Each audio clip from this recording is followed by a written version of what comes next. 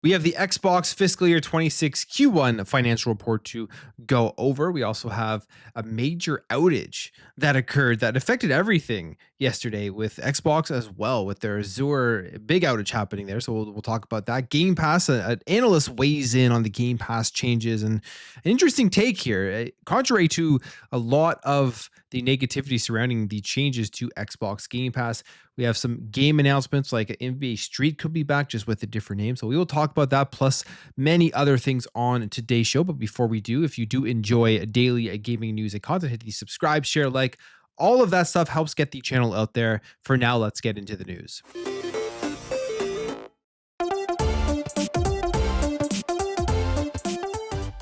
So it's been a tumultuous last couple of weeks for Xbox because of just the constant negativity with the headlines, the news outlets that have been printing tons of stuff that has just been negative Xbox nonstop. You have all of the influencers and the YouTubers that are jumping on and taking advantage of the huge wave of traffic that you get with negative Xbox news. And it's not just because it's only for the clicks. Xbox has definitely done stuff to deserve this, and they've stepped on rakes as they continuously do time after time, even after they have great news. They generally go out and do something stupid, and people take advantage of that. And people are now hoping for the downfall of Xbox. I mean, you can really see it out there. They won't be happy until Xbox is gone. That's not happening anytime soon. I think Xbox is actually doing pretty good from the business perspective, and it looks like we are getting another console going into the next generation. So the earnings reports are going to be scrutinized even more so now than ever before. And fiscal year 26 Q1 earnings report is out, and it's basically a flat line. There isn't really any big increase or decrease amongst the actual gaming revenue here. So here is exactly what was reported, and not shocking in any way about any of this. Consoles, as they have been, I think 12 of the last 17 quarters are actually down year over year, 29% now down year over year. And you think about the Xbox console, the reality is the Xbox Series X and S, it does not seem like Microsoft in any way wants to push selling these things anymore. They're already talking about the next generation. You've had Sarah Bond come out and tease the next gen just recently. You've had Phil Spencer talk about it. You just recently had Satya Nadella talk about the future of their consoles. They are looking forward to the next generation, which is merging their PC storefront, their console storefront into one. And that is the future of it. So them continuously pushing the Series X and S does not make any sense, because you're going to have more people buying into a console that won't have that future ecosystem that they're hoping people do get into. And on top of that, we've seen the price raises. So the value proposition there to buy an Xbox Series X and S has been out the window now for a little bit here, at least the last year or so, as soon as they started raising the prices on them. So that isn't shocking at all that the console sales are down, and that's going to continue to happen until the next generation does come out, which you may see a little bit of a boost depending on the price of it, and depending on what they do with it, or maybe you won't be. Well, there will be a next generation. It's going to be interesting to see how they do continue with the hardware side of things, because what we are seeing here is that Game Pass and their software is doing well. It's growing, and it is continuously propping up the Xbox business, even when they're combating their hardware sales being low. Saying here, meaning overall gaming revenue was down 2% year over year. And I think they had predicted that they thought it was going to be down 5% during this quarter. So they, I believe, beat that. And they say Microsoft noting that this came in comparison to a strong prior year. And then they say here that Xbox content and services revenue was up 1% year over year for the quarter ending September 30th, 2025, and specifically crediting growth in Xbox Game Pass and third-party content for the slight increase, which beat expectations, noting that it was somewhat offset by a decline in first-party content, because I believe this quarter they had a weaker first-party output than they did the previous quarter. I think it was just Gears and maybe Grounded 2 that did come out. I would expect next quarter to be relatively better here when you're looking at games like The Outer Worlds 2, you're looking at Call of Duty Black Ops 7, and then their third-party published game, their Xbox partner published game with Ninja Gaiden 4. So we'll see how that does affect. But people are expecting Game Pass itself next gen to just tank and be terrible because of the price raise. But I think people don't fully understand. I don't think it's actually going to have a big effect. In fact, I think they may end up making more money on Game Pass with the price raise, simply because even if you lost a bunch of customers to it, that $10 price raise for the people that are staying on is going to offset that easily. It's going to offset that easily by just the sheer number of people that will stay subscribed, because Game Pass will still have millions and millions of subscribers. And then there will be a lot of people who don't just cancel, they just downgrade to a lower tier. So I don't think next quarter we're gonna see this huge just destruction in Xbox Game Pass revenue and their software and services side of things. But who knows? I could be wrong. We'll see when that does end up happening, and if that does have a major effect. Now, overall, Microsoft as a company, this is where things do get interesting. They reached 77.7 billion in revenue for the quarter and 27.7 billion in net income for the quarter. So as a company, they're up 18% and 12% year over year, respectively. So nothing earth shattering there from that. Instantly, you see people misinterpreting the financial results just to get an own and say that Xbox is dead once again. That doesn't really make any sense if you are looking at it in this way. It's not great results, it's not terrible results, but in fact, if we even look at this, bookmarked an interesting post here from somebody who does kind of explain it relatively well as to what this all does mean. We have Giuseppe Nelva here, who is a gaming journalist for 23 years, editor-in-chief at Simulation Daily, former news editor at TechRaptor, TwinFin, and DualShockers. Says here, before someone interprets this with the usual doom and gloom when Xbox is involved, essentially flat results like this compared to a strong quarter last year means that this was still a strong quarter. Just thought I would explain, since some people can't read financials and jump at every possible chance to spread negativity. You have Mauro and NL, this is a quote from Microsoft saying gamer revenue decreased by 113 million. You're seeing a lot of people print that they lost 113 million or it decreased by 113 million, but that's really only 2%. So it puts that into perspective. But it's driven by a decline in the Xbox hardware, which that will continue to happen. They have to kind of fight the decline in hardware because they don't care about selling those consoles anymore, offset in part by growth in Xbox content and services. And the Xbox hardware revenue decreased 29%, driven by lower volume of consoles sold. Of course, lower consoles sold. I wonder how many Xboxes even still producing and pushing out the stores. That would be something interesting to see. I'm sure they are keeping inventory going, but how much of it, and how are they selling at all with the price increase? And as we look forward to the next generation of their consoles, which again, they've already been talking about it. But yes, those are the financials. Nothing crazy, nothing exciting.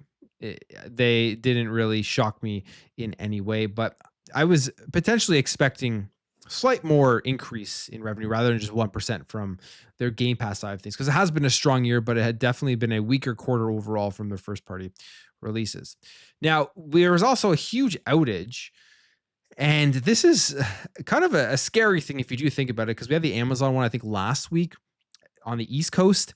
And now you have Azure that had an outage that took down 365, Xbox, and Starbucks. So these major companies that basically house everything, all the cloud stuff, when they go out, there are big issues across the world, and it was no different here.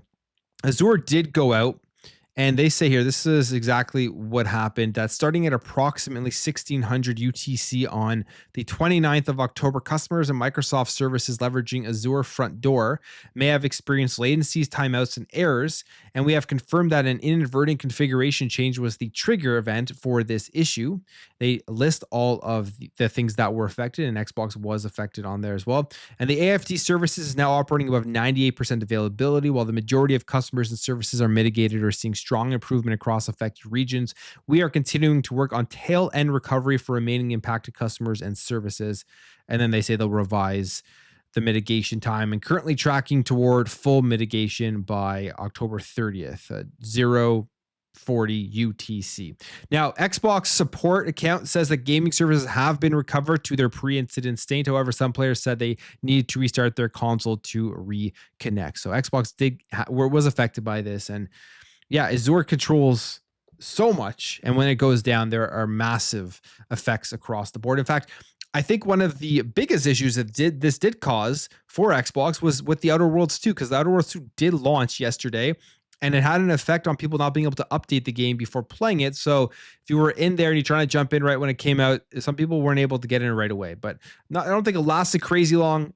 people can go in there and play now. I've been able to jump in no problem. My Xbox is working, so it is back up. But yeah, scary things here when these cloud companies go down, these cloud services go down. Azure, you had Amazon last week, and yeah, hopefully this is just a blimp in the radar and it doesn't happen too often. Game Pass, we know that they raised the prices. There was the crazy outrage. I'm not a fan of price raise. I don't like it. I'm still subscribed to $30 a month because I find the value absolutely still there, especially when you look at the first party stuff they're releasing in just this month and next month, and then going into next year. It's going to be insane. So absolutely worth my money still. But I don't like the price raise. But you have to ask why. Will this affect Game Pass and Xbox so much that Xbox will be dead, as some people have been saying, and they're still saying it. They say it almost every single day, but Xbox still turns on every day, and who knows? They'll keep saying it until Xbox does die, and then they'll pat themselves on the back and say they were right, even if it's in 20 years from now. But Game Pass raising in price, it's an interesting strategy. And is it a good strategy? Well, we have a new analyst here that's looking into this, and they say that Game Pass used to offer business class experience at economy price, which is absolutely true. And the new segmented formula might be the right one. This is veteran games analyst Jus van Drunen, formerly founder of Super Data Research, offered a more nuanced analysis in his latest Super Used playlist newsletter. Now, here's exactly what he says. The evidence suggests Microsoft isn't abandoning Game Pass, but transforming it, which ding, ding, ding. I've been saying this. Many people have been saying this. I don't think I'm smart or anything. It's basically just kind of common sense when you're looking at what Xbox or Microsoft have been doing. There's no way they're trying to phase out Game Pass. They are changing it based off of player interactions, based off of user interactions with the service and what they see, what makes sense for them going forward. And if people will stay subscribed, and then the future of the service with the next generation, they're transforming this for a strategic reason. I don't think it's simply just to be greedy and make more money, although a corporation is, that's their whole goal, is to make as much money as possible and be as greedy as possible, at least for most of them. It says by shifting from one size fits all subscription to a segmented model that better aligns price with usage, Microsoft may have found the formula that eluded Stadia and others. It is here that Microsoft can lead. If this pivot from growth to profitability succeeds, it will determine both its own service's future and whether gaming subscriptions can ever truly rival their entertainment counterparts. And Satya Nadella noted that the acquisition of Activision Blizzard transformed the company into the largest gaming publisher, thus explaining the new multi-platform mandate to be everywhere, like with Office. And Nadella did not talk about Game Pass, which he once described as Microsoft's attempt to create the Netflix-like experience for games. But yes, the acquisition of Activision Blizzard triggered basically a lot of the change that we are seeing now. And because of how big of an acquisition that was, how big of a publisher they are now, and how much more money they can make by putting their games in more places. But as he mentions here, they're looking to keep Game Pass alive and thriving. That's what this strategic move is for. Yes, they raised Ultimate to $30 a month, but I'm sure in the back end, they're looking at their analytics and they're looking at their numbers and saying, what this will do is for the people that were already paying for Game Pass Ultimate, but we're not really getting the value out of it, not playing all of the games, don't play enough games in a month to get the value for $20 a month, even if it's just a bunch of smaller games, they're going to stay subscribed. They're just going to go down to the lower tier, and it's just going to roll over into that. And then they'll have their top end customers staying on Game Pass Ultimate who will continue to spend that money plus probably more. And then it'll all funnel into the profitability that they are looking at. Yes, a lot of people said they were running to cancel their Game Pass. I'm sure a lot did, but I think more so than anything, what this switch of the raising the $30 a month for Ultimate is, you'll have a ton of people who just downgraded and are going to stay downgraded on the lower tiers. And then they'll see a game drop into Ultimate like next year. I would bet you a lot of people who downgraded their service as soon as Gears, E-Day, Fable, even when Call of Duty Black Ops 7 comes out this year, they're going to upgrade back to premium, to Game Pass Ultimate, and then play that game that they want to play. And then when they're done, downgrade again. Like, I feel like that's going to be a cycle for a lot of people here now with Xbox Game Pass. So yeah, I agree with him. They're not abandoning Game Pass by any means. They're transforming it, and it's for the future of Xbox as to where it's going and how they're trying to keep this train rolling so that they don't die, like people have been hoping for now for a very, very long time. All right, we have some PlayStation news here, and I think this is great news. even though it's something I wish it would have been at the beginning, something I thought was always a head scratcher why this wasn't there. But this is great news for people who have the PlayStation Portal. It really makes this thing a much better device instantly. If this does end up happening, I really do hope it does end up happening. And that is a highly requested feature could be coming soon, which is streaming your own games that you do own. It says over on the PlayStation Portal subreddit, user Get the Wets On shared a screenshot captured from the PlayStation app of the Deliver at All Costs store page, which seemingly confirms that cloud streaming of purchased digital games could be coming to the PlayStation Portal for PlayStation Plus Premium subscribers. And it says here the user also stated that the same confirmation, which has since been removed, can be found on the Dead Space Remake store page. So that's very cool. This is a big feature for this device because I had this device. I didn't like it. I returned it. I found it kind of useless for me personally. I see a lot of people put it online and show how much they use it, and I believe that it does come in handy for a lot of people. But for me personally, it was a very useless device. I did not play my PlayStation nearly enough to have a PlayStation Portal. But if you can buy games and then just stream them, you don't have to turn on your PlayStation or anything like that, then that would make this a cloud gaming handheld that you wouldn't even really need a PlayStation for, I believe, if that's how it is going to work, unless you would still need your PlayStation to go in there and have it on to play your own games. I don't think that would be the case because this is used for remote play. But if you take that out, it's a cloud streaming handheld. So I think that's great. And I hope that this is actually something that does end up getting added to the PlayStation Portal because it's good ergonomics. It has the full controller there and stuff. So anyone who has that, this will be a nice upgrade. But something that should have been there from the beginning, Battlefield RedSec, which is the new Battle Royale game, has launched and it's getting destroyed here on Steam, launching to mostly negative reviews. I'm actually not that shocked, but this is what they say. Battlefield RedSec currently has 1,637 reviews on Steam, and the overall verdict is mostly negative. Fortunately for EA, it's avoided the overwhelming negative rating, which can be a damning indictment for any new launch. And some of the things that they're saying is, I do not like being forced to do challenges for the Battle Royale when I'm just interested in playing the base game. Please keep Battle Royale challenges separate from the standard multiplayer. If you want to have some multiplayer as a time mode for the Battle Royale, that's fine, but please keep it separate. This person says no solo queue and no disable autofill options, so you can't even play solo against duo. So I'm writing this review because I wouldn't have downloaded the game if I knew that beforehand. So hopefully it saves someone time. I'll add this if they change it. This person says terrible UI that mimics COD's greedy skin bundle store 1-to-1. They aren't even trying. So right now, RedSec, the free-to-play Battlefield 6 game mode, not doing good. Complete opposite of the main paid-for Battlefield 6 game. Not shocking. I mean, these free-to-play games, they're going to always just do things to make sure that they can still somehow make money off of you. So you'll see people complaining about it regardless. They'll probably improve upon RedSec. I think this will end up being pretty good, but nowhere near, I think, Warzone right now. Obviously nowhere near Fortnite, which is still huge. And we'll see if RedSec in any way can compete, because their last Battle Royale, as I talked about yesterday, I liked it. I thought it was good. It was fun, but it did not compete with the ones that were out there. I like the whole Ring of Fire and stuff that did close in on you. A new NBA Street is coming. Not NBA Street itself from EA, which is completely fine, but a new one is coming here from Play by Play Studios. They announced this yesterday. And this is NBA The Run. And it says, we'll bring players back to the streets in 2026.